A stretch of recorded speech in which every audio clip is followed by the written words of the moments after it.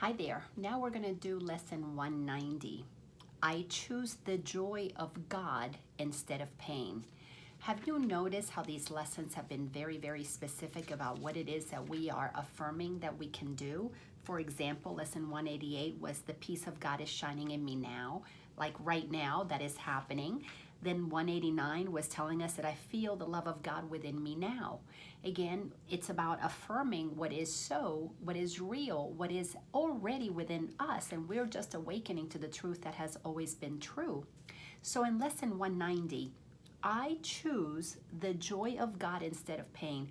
I am choosing the joy of God instead of pain. So it's a very declarative statement that I'm going to do something. I'm going to deliberately choose the joy of God instead of pain. But it's also a choice that we have to make. So whenever you're suffering, notice that the only thing that happened is you chose pain instead of the love of God. You chose pain instead of joy. You chose pain from the ego instead of the pleasure, the bliss, the happiness that comes from God. When we get that everything that we experience is based on what we think, we will be very clear of what the Course is teaching us, is training our mind to choose, to shift, to say no more to pain, no more to ego, no more to suffering. I only want joy, I only want peace, I only want what God says God created for me. So I'm going to repeat this again. I choose the joy of God instead of pain. Paragraph number 1. Pain is a wrong perspective. When it is experienced in any form, it is proof of self-deception. What does this mean? Wrong perspective? Well, you're not thinking with your right mind. You've made a mistake. You are believing that pain is possible because you are choosing to block the truth of God. When you put the blinders on, the beliefs, the layers, the filters, whatever you want to call it, anything that is a thought in your mind that is learned from the world, it is always going to oppose God. That's the wrong perspective. It's not going to lead you to happiness. It will let you be right in many cases, but it will not lead you to the happiness that is your birthright. So let me read this again, paragraph 1. Pain is a wrong perspective. You're just thinking wrongly, that's all. When it is experienced in any form, it is proof of self-deception. You're deceiving yourself. You're believing you're not the magnificent being that you are. It is not a fact at all. Why? Because it's not God's truth. There is no form it takes that will not disappear if seen aright. The minute you see things clearly, you shine the light of God on them. If you are believing, oh, I am this body, I'm afraid, I'm suffering because I'm going to die, well, you're seeing it incorrectly. So what is the truth? Your energy in the mind of God. That energy is appearing as this individualized aspect of who you are. So yes, you're going to have a temporary experience, but as an actor puts on a costume and enters into a play, when he leaves the play, the actor doesn't die. So when you leave this world, you don't die. The truth of who you are, your soul does not die. It is eternal. You're just dropping the costume, you're dropping the role. The actor does not, we don't have a funeral for every single movie that ends and all these actors no longer are playing those characters. We don't suffer because those characters have ended. We wait to see what's that actor going to do next. What's the next acting gig? So in the same way, when you're thinking with the ego, you're going to suffer because you're going to see things as finite, as things you want to control, you want to hold on to.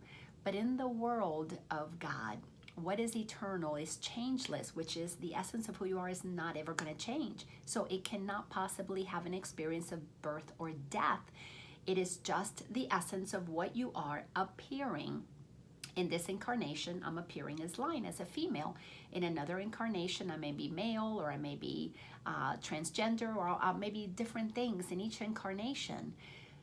Why? Because we can. Because God is infinite possibilities, and we got to get comfortable with the infiniteness of our true nature so that we can begin to see things aright. Paragraph 1, still sentence 5. For pain proclaims God cruel.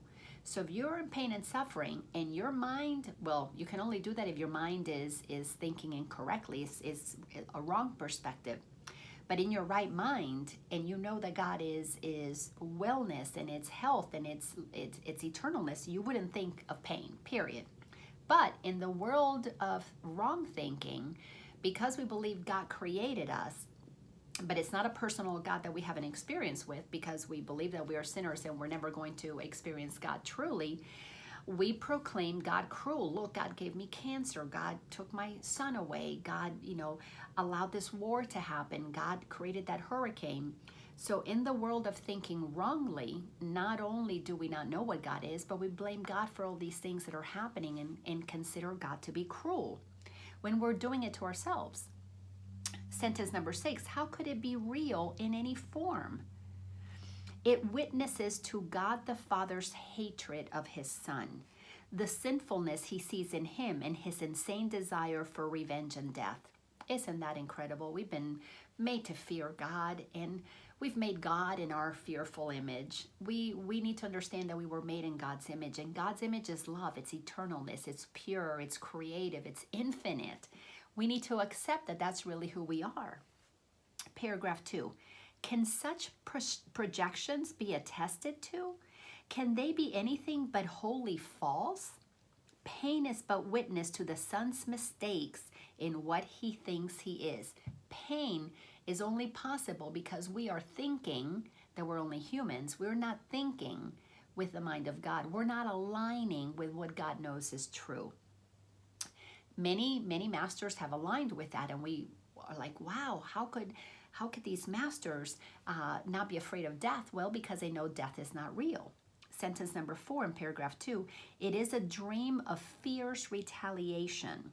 This is what pain is, our insanity, our mistakes. It is a dream of fierce retaliation for a crime that could not be committed, for attack on what is wholly unassailable. So we are eternal, having a temporary experience. We're on the stage of life in this incarnation, and what we are, we really cannot commit those crimes because in truth they're not possible. In the mind of God, nothing is wrong. We are just creating a lot of suffering for ourselves with our wrong thinking. It is a nightmare of abandonment by an eternal love, which could not leave the Son whom it created out of love. So we believe God left us on this miserable place when God gave us paradise, and we used our mind to separate, label, segregate, distort people, make these one better, those one lesser. We created a perception of people that is not what God created. So we got to clean up our perception and bring us back to what did God really create? God created like itself. God created loving beings that don't remember that. So we suffer because we don't remember the truth. We are blocking the truth of who we are with our faulty thinking. Paragraph 3. Pain is a sign illusions reign in place of truth. Let me turn off my printer. Pain is a sign illusions reign in place of truth. It demonstrates God is denied. It's confused with fear, perceived as mad, and seen as traitor to himself. So we're basically saying the God of love has betrayed himself because he's created all this insanity, all this pain and suffering. If God is real, there is no pain. If pain is real, there is no God. If God is love, there cannot be pain. If pain is real, there is no such thing as God. So we've got to use spiritual logic to understand that the mind has made up things that it believes to be real. And if you believe it real, you're going to feel the experience of it.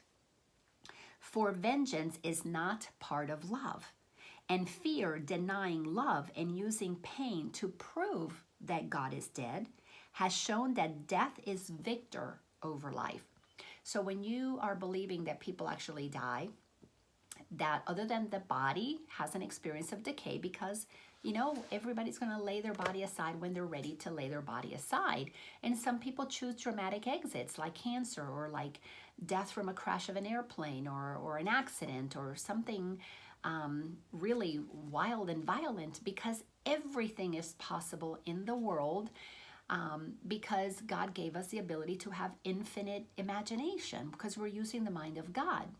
So when we are believing that those things out there in the world are real, we're basically denying what God created as real, which is the changeless essence of who we are. The body is the Son of God, corruptible in death, as mortal as the Father he has slain. So when you begin to believe that the body is real, you now are saying death can completely destroy this body, so God cannot possibly be real. Look at a God that creates things that decay. Well, in the world the ego has made, there is decay, but in the world that God has made, there is not that. And we will get to that paradise when we stop believing the thoughts that have us think that we're separate from God. Paragraph 4. So peace to such foolishness. Peace to such foolishness. The time has come to laugh at such insane ideas, the ideas of the ego. There is no need to think of them as savage crimes or secret sins with weighty consequences. You're not sinful. You're not bad. You may have done some bad things. You may have done some things that could be considered not nice, but only because you were mistaken, and all that can be easily corrected. You didn't know you were the divine child of God. I didn't know I was a divine child of God until I began to feel God inside of me, until I entered this journey where God was calling me to itself. So beautiful. Who but a madman could conceive of them as cause of anything? All of these sinfulness and terrible things, they can't cause anything. Their witness, pain, is mad as they, and no more to be feared that the insane illusions which it shields and tries to demonstrate must still be true. Our ego goes through a lot of trouble to try to demonstrate what is not real is real. Our ego goes through a lot of trouble to create pain and suffering and horrendous things that are not necessary, except to show us that we're doing things with wrong thinking. We're suffering because we don't remember our goodness. We don't treat each other like the divine beings that we are. We have forgotten that the holiness of God is inside of us, all of us. And because we're selective with who we think is good or bad, because that's how we were taught that, after all, we have a court of law that decides who's good and who's bad. So if the court decides it, then it must be real. Well, all of that was made up by humans with egos. God didn't create courts of law. That's not part of God's plan. God created loving people who let their minds be corrupted with thinking that is incorrect, and God's not going to punish us for incorrect thinking. Excuse me. God is going to assist us in correcting our thinking through the voice of the Holy Spirit. But you have to be willing to look at a different belief system than the one that the ego has made. So the ego has made a belief system of pain. God is offering to us a belief system that is consistent with what it is that is true. What? Like, I choose the joy of God, period. So let's go to paragraph 5. It is your thoughts alone that cause you pain. If you did not believe your fears, you wouldn't have them. If, as little children, you did not believe you were going to go hungry if you didn't have a job. But now, adults walk around terrified that if they don't have a job, they're going to be homeless, they're going to go hungry, they're not going to be loved. When you were little, you did not believe that you were going to die alone and believe that nobody was going to love you just because you had a divorce. Those things did not even enter your mind. So we get programmed to believe those things, and as we grow older, because we believe them so much, they feel solid, they feel real. But they're thoughts in our heads that we're learning to let go of by choosing again to think differently, to think with what is true and facts, and not what is illusion made up by the egos and perspectives that are perceptions that have been man-made. So let me read this again, paragraph 5. It is your thoughts alone that cause you pain. Nothing external to your mind can hurt or injure you in any way. There is no cause beyond yourself that can reach down and bring oppression. There is nothing out there. You can't say, let me go to the planet of oppression and bring some cans of oppression down to this planet and feed it to people. You can't go to the grocery store and buy a pound of oppression. You can't go out there and find oppression anywhere, except for humans who, in their deluded thinking, in their corrupted thinking, like a virus in a computer that can no longer operate properly, The mind has been corrupted with beliefs that are the source of our suffering. No one but yourself affects you. Isn't that powerful? No one but I creates my own suffering. Once I began to realize that cause and effect are one, the cause of my thinking causes the effect of my suffering, just as the cause of my thinking with joy causes the effect of my feeling joyful. Cause and effect are one. What you think, you feel, period. That's just the way it is. You give and you receive. You think it, you receive the feeling of it. Sentence number 5, there is nothing in the world that has the power to make you ill or sad or weak or frail. Nothing has the power to do that to you, but your thinking makes it so. And I know what some of you might be thinking. I'm not wanting to be sick. Well, you may not consciously be wanting to be sick, but you have believed that you have bodies that get sick. You have believed that your mother had cancer, so you must have cancer. After all, it's in the genes. If you agree with that belief system, you're believing it. You may not consciously be thinking it, but you have accepted that that must be so in the world, so you've accepted it for yourself. And the biggest thing that we need to do in this process of awakening is to take full responsibility for the thinking that we have, because our thinking is what makes our experience be what it is. But it is you who have the power to dominate all things you see by merely recognizing what you are. It is you who have the power. I have the power to dominate. That means to create something different. If I want to have peace in this world, if I want to see a world of love and joy and cooperation, I have to be the one who causes that so that I can have the effect of it. If I don't think it, I'm not going to feel it. So I got to believe that it's possible here and then go out there. This is that sacred activism that so many of us are being called into participating. What do you think Martin Luther King Jr. did?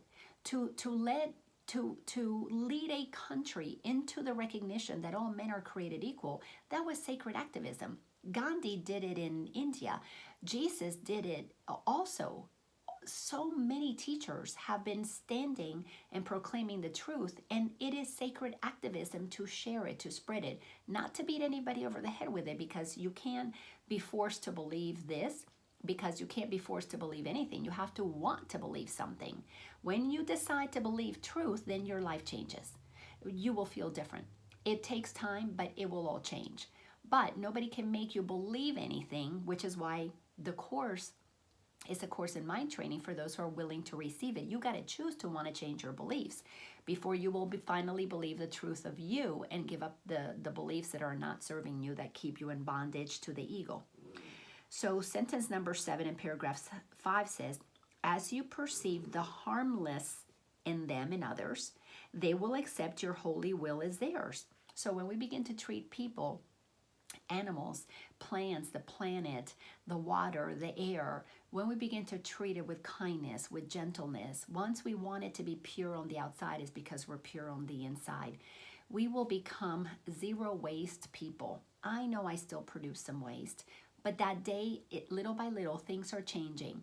My mind is beginning to shift. I eat less meat. I want to be more vegan. There is a process already happening inside of me, but I'm going at the pace that I believe is comfortable for me, knowing that once my mind is aligned with a whole nother way of thinking, my whole experience with food, with waste, with the environment, is going to change. It has to. But I'm giving myself permission to do it as it feels comfortable to do it. So this journey, you are going to have your transformation as you believe you are comfortable to experience it. Then let's go to sentence number 8, still in paragraph 5. And what was seen as fearful now becomes a source of innocence and holiness. Once I'm no longer afraid, when I stopped being afraid, nothing out there looked bad to me. Nothing out there could scare me. I know people are scared about the environment and scared about what's happening in the world. I don't see that in the world, because I see everybody as the essence of God appearing in individualized aspects, remembering their truth or not. So to me, I don't see bad people. I see people who don't remember their goodness, so they're doing things that appear to be bad, but not for me to condemn it, but for me to have compassion that they don't know what is real about them. So my desire is to be an example of that in the best way that I can. And this is one of those ways, by sharing my life experience with you. Paragraph 6, my holy brother, think of this a while. The world you see does nothing to you. The world out there is really not doing anything to you. And again, don't let your mind say, but, look, I saw it on the news. Don't let your mind do that, because that's part of the deception. Let yourself believe that this could possibly be true, and begin to feel how that changes who you are being, how you're showing up. It changes you on the inside as you begin to believe these things are true. You're accepting them and trying them on. If you don't want to enjoy the peace of God by shifting your thinking, go back to your own thinking that allows you to suffer. It's okay. Nobody's making you choose peace. You get to decide how long you want to suffer. That's it. This is just showing you how to stop the suffering sooner rather than later, but nobody is telling you you're going to be forced to give up suffering. The world merely represents your thoughts. The world you see out there is thousands of years of human conditioning projected outward, and we've accepted it as okay. Sentence number 4, and it will change entirely as you elect to change your mind and choose the joy of God as what you really want. So I have to be the change I want to see in the world, and I'm leaving the world alone. I'm changing what's happening here because I know I will see a peaceful world for everybody at some point, but it is what I'm experiencing now. Yourself, capital S self, is radiant in his holy joy, unchanged, unchanging, and unchangeable forever and forever. This is a fact. You get to receive it by choosing to believe it, or you get to deny it for yourself by choosing to believe it's not possible. That simple. And would you deny a little corner of your mind its own inheritance and keep it as a hospital for pain? A sickly place where living things must come at last to die? Is that what you want to believe in your mind? That this world is a world of pain and suffering, and with that thinking, just block your inheritance of the joy that is yours always? You can if you want to. Paragraph 7, the world may seem to cause you pain, and yet the world as causeless has no power to cause. As an effect, it cannot make effects. Effects cannot make effects. Effects are the results of cause. As an illusion, it is what you wish. You get to create it. Your idle wishes represent its pains. Your strange desires bring it evil dreams. Your thoughts of death envelop it in fear, while in your kind forgiveness does it live. Once we forgive the world, once we forgive those who taught us things about fear and greed and lack and jealousy and hatred. I learned those things from my mother and my father, my teachers, my preachers, the government, the media. I learned those. Those are all beliefs that were taught to me that were real. But then I changed my mind. I purified my mind with truth, God's truth, and I began to let go of those beliefs that did not serve me because they felt bad. My body felt tight and tense when I was believing something that wasn't true. And once I decided to feel good, to only feel the peace of God in me, the joy of God in me, I had to stop believing things that were not true, that blocked me from the feeling I wanted to have. Paragraph 8, pain is the thought of evil taking form and working havoc in your holy mind. Pain is the thought of evil taking form. When you believe anything that is not a fact of God's, you are literally allowing an evil thought in your mind, and it is going to take form because you're going to project it out there. And as you project it out there, you're going to say, see, it's real, but it came from your mind.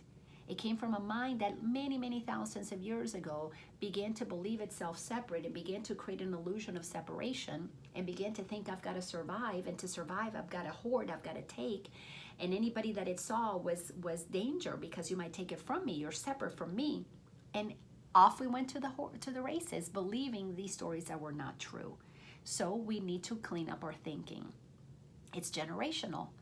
And it's been thousands of years of incorrect thinking. So we got a lot of work to do. Sentence number 2, pain is the ransom I have gladly paid not to be free.